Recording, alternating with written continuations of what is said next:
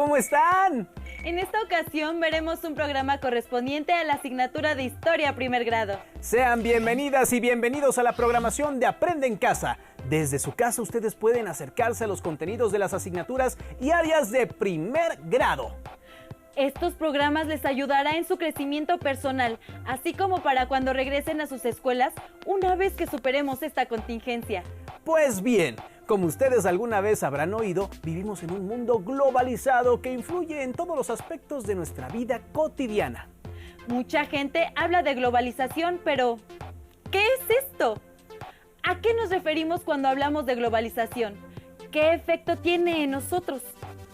Les invitamos a ver el siguiente segmento para darnos una idea de qué es globalización, cuáles son sus características y de qué manera influye en nuestra vida.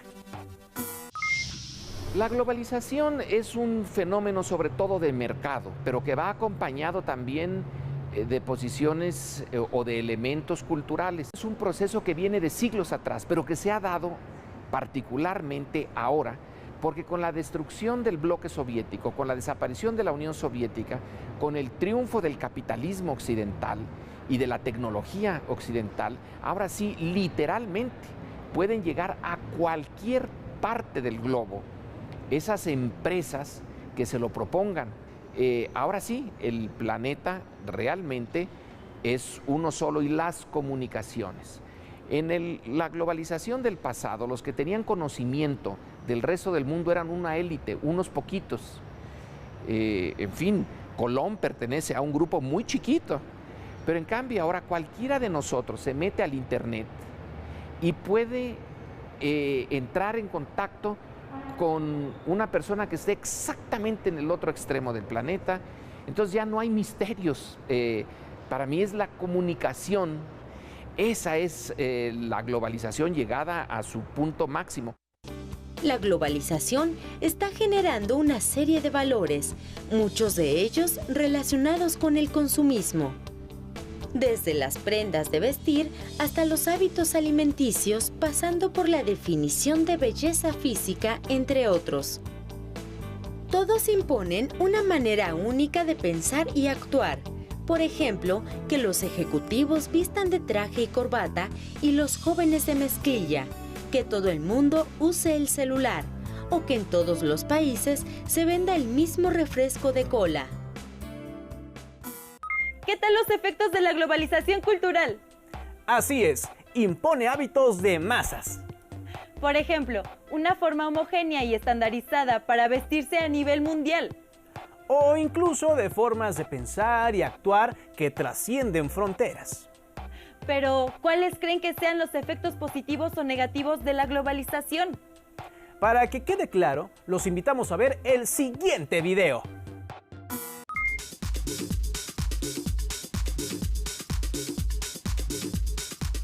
Los rostros de la globalización son diversos y extremos. En la era global nos encontramos con poblaciones que tienen acceso a servicios de salud y educación de calidad y a la alta tecnología. Pero también hay amplios sectores que ni siquiera cuentan con la mínima atención médica y educativa. Anota en tu cuaderno los aspectos positivos y negativos que se mencionarán sobre la globalización.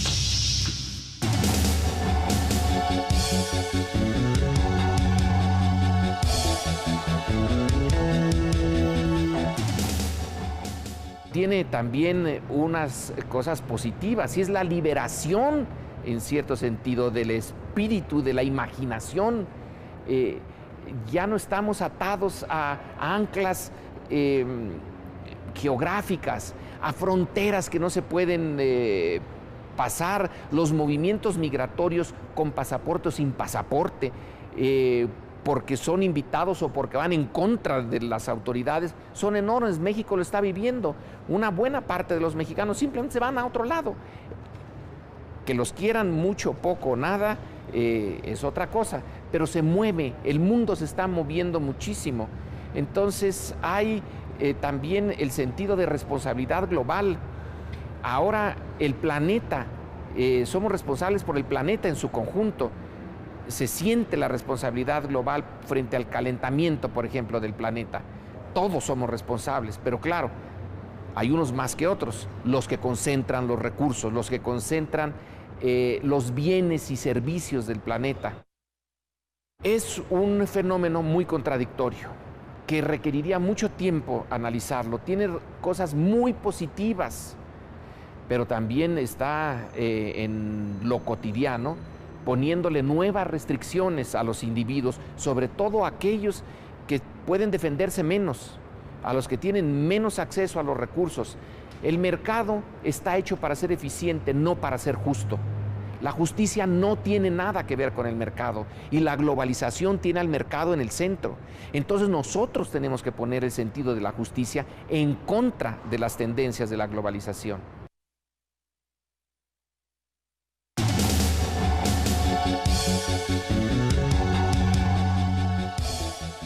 Los aspectos negativos creo que son bastante claros.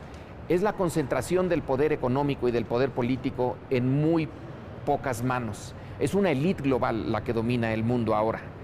No es nacional, es estrictamente global. Son las enormes concentraciones de dinero, de recursos. Esto impide la libertad de muchos, no de la antigua manera en la cual un ejército y un país se imponía sobre el otro. Ahora es la limitación de la libertad por los monopolios, por una gran monopolización. También es la destrucción de ciertas formas de vida, culturas locales muy débiles. Pero a lo mejor esto es inevitable. No estoy muy seguro. Lo que sí es evitable es la concentración de recursos, que es antidemocrática y que está dividiendo al mundo en una vasta, enorme masa de consumidores y trabajadores, luego una élite intermedia de técnicos y directores y un grupo pequeñito que basta leer revistas como Fortune o Forbes y entonces encontrar personas o familias que tienen, y una está en México, 40 y tantos mil millones de dólares como fortuna personal, mientras en el otro extremo están los mexicanos que viven con $1 o $2 al día. Ese es uno de los efectos de la globalización, la destrucción de culturas indefensas. De acuerdo con lo anterior, ¿creen que la globalización ha sido positiva o negativa para los habitantes del mundo? Como vimos, hay efectos positivos y negativos de la globalización. Dentro de los positivos podemos mencionar la difusión instantánea de las comunicaciones a nivel mundial, el aumento de la movilidad internacional y la formación de una conciencia ecológica global. Dentro de los negativos debemos mencionar la concentración del poder y la riqueza, así como los millones de excluidos y marginados de gran parte de los beneficios de la globalización. Otra cosa que es muy importante tomar en cuenta es el riesgo de desaparecer, que enfrentan muchas culturas locales ante la cultura de masas de la globalización. Pero veamos el siguiente video a modo de ejemplo sobre los efectos de la globalización a partir de un caso en particular: las relaciones de México y los Estados Unidos. La pregunta que debe respondernos es: ¿cómo se ha adaptado la cultura de los migrantes mexicanos en los Estados Unidos? ¡Vamos a verlo! En la frontera entre México y Estados Unidos hay muros, vallas, estructuras de acero, ríos, vigas y otros obstáculos naturales o construidos por el ser humano que limitan el libre tránsito entre ambas naciones. Sin embargo, la cultura logra traspasar las fronteras sin importar si están protegidas o no. Hay ciudades fronterizas donde se hablan perfectamente bien tanto el idioma inglés como el español, y en ocasiones, cuando las culturas se mezclan, es difícil saber de qué lado de la frontera están. Muchos mexicanos han migrado a Estados Unidos en distintos periodos de los 2 siglos anteriores al actual. A fines del siglo XIX y en las primeras décadas del siglo XX, se dio un flujo importante de migrantes. En ese entonces existían los enganchadores, personas que prometían grandes ganancias a los que buscaban cruzar la frontera. La realidad es que a menudo eran explotados en los campos agrícolas sin poder regresar de inmediato, pues debían pagar la deuda a quienes les patrocinaron el viaje. La violencia de la Revolución Mexicana contribuyó a la salida de mexicanos hacia Estados Unidos a principios del siglo XX. Para remediar la escasez de mano de obra provocada por la Segunda Guerra Mundial, Estados Unidos inició el programa Bracero, mediante el cual contrataba trabajadores mexicanos de manera legal y temporal para trabajar en la agroindustria y los ferrocarriles. Con este programa, entre 1942 y 1964, migraban en promedio 200,000 trabajadores mexicanos al año. La mayoría se concentraba en las ciudades de Texas, California, Arkansas, Arizona y Nuevo México. Al eliminarse el programa Bracero, muchos migrantes se quedaron en Estados Unidos de manera ilícita. A pesar de que ahora existen mayores controles fronterizos, la creciente necesidad de mano de obra en Estados Unidos y la escasez de buenos empleos en México ha provocado que la inmigración ilegal siga creciendo.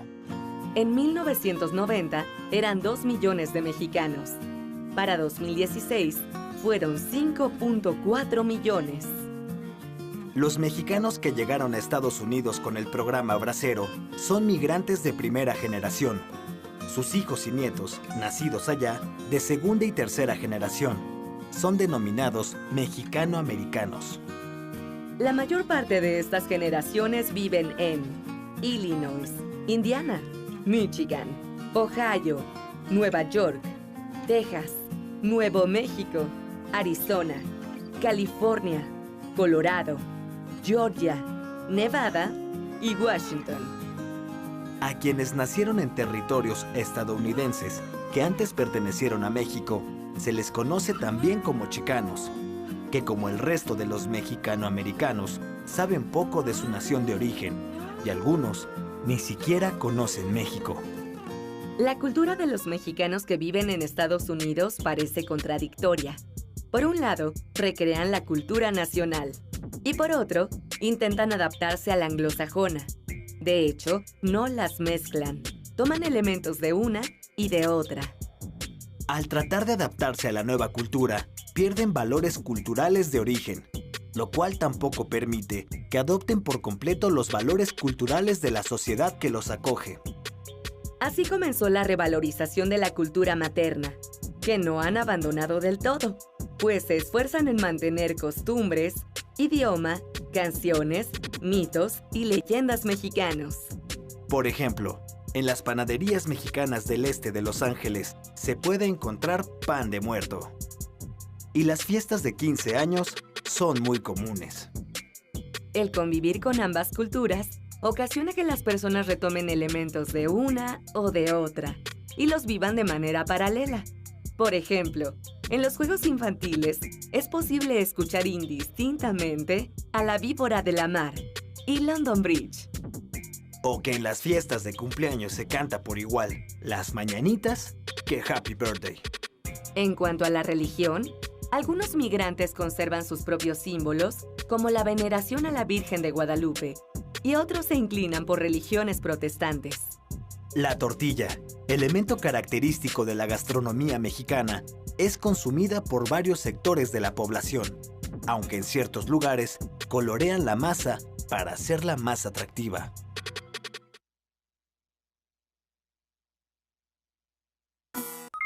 Como vimos, es importante destacar que las personas de origen mexicano que viven en Estados Unidos integran rasgos de ambas culturas en sus formas de vida. Así es, la globalización ha impactado las formas de vida de miles de millones de personas en el mundo entero. Pero no nos podemos ir sin hacer unas preguntas que servirán como ejercicio luego de lo visto en este programa. Por ejemplo, ¿qué efectos tiene la globalización en el lugar donde viven? ¿Qué beneficios y qué efectos negativos tiene? ¿Han cambiado la forma de vestir o de pensar o de actuar de las personas que conocen? ¿Cómo ha cambiado la cultura de su comunidad por el efecto de la globalización? Respondan individualmente a estas preguntas y guarden las respuestas en su carpeta de trabajo. Pero no podemos irnos sin antes invitarles a que trabajen la paciencia y el respeto a los demás. Desde luego, el estar tanto tiempo en casa puede ser una oportunidad para mejorar aún más nuestras relaciones familiares. Y para eso es necesario ante todo ser pacientes y colaborar entre todos. Bueno,